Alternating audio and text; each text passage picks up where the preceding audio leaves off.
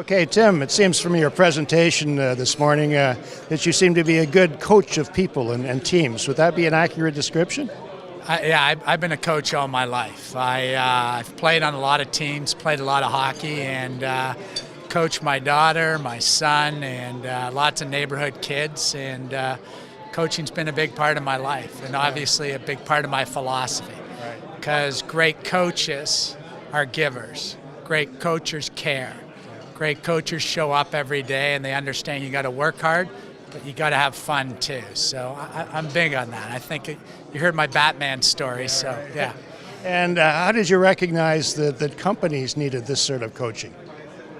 I think everybody does. I don't think that coaching, whether you say it's in vogue now or whether people realize that it's good to get a third-party opinion or somebody who's outside of the day-to-day and may not be as biased. So I think coaching's a wonderful thing for individuals, for companies, and if you can go in and help them raise their game and their level, that's good for the company too. And I think people appreciate the investment. Some people call it cost. I would call it an investment. And can you give us a few anecdotes of companies or organizations that have taken advantage of this type of team building that you're trying to do, and what some of the results are that you're proud of? Well, I'm very proud. I'm proud of a number of companies that I've worked with. One's a large paper tissue company,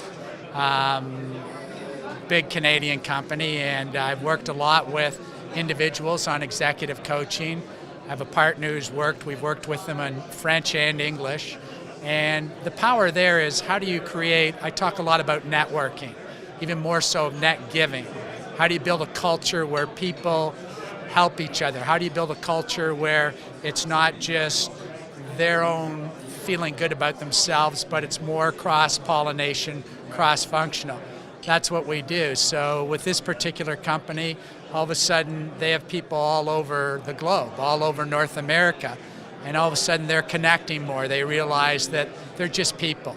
They have the same, we talk about balance, and what this company allowed me to do with them is talk about balance, and therefore they feel good about it, they feel better about themselves, and then they perform better. Well, have you seen any changes? Yeah, I mean, change is a big word. I personally, I don't think people change. I think they become more of who they really are over time. So how do I help them maximize their potential? So I think people grow and they adapt and they shift. I think process changes, but people don't.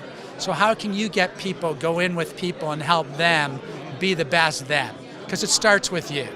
It always starts with you. If you can get good at you and feel comfortable with yourself, well, that's great for you, but that's great for your company, your community, and everybody around you. So get good at you. And have you seen any changes, or perhaps I should use a better word, any developments in customer relationships, let's put it that way?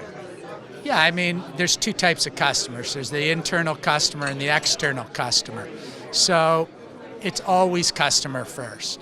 What's important to them? I think the philosophy just of the more people you can help be successful, what's important to them, if you can ask them, and what's important to you, you are. So when I'm talking to you, if I can talk about what's important to you, if you have kids, or if somebody comes up to me and says, how are Stephanie and Jeffrey, my kids?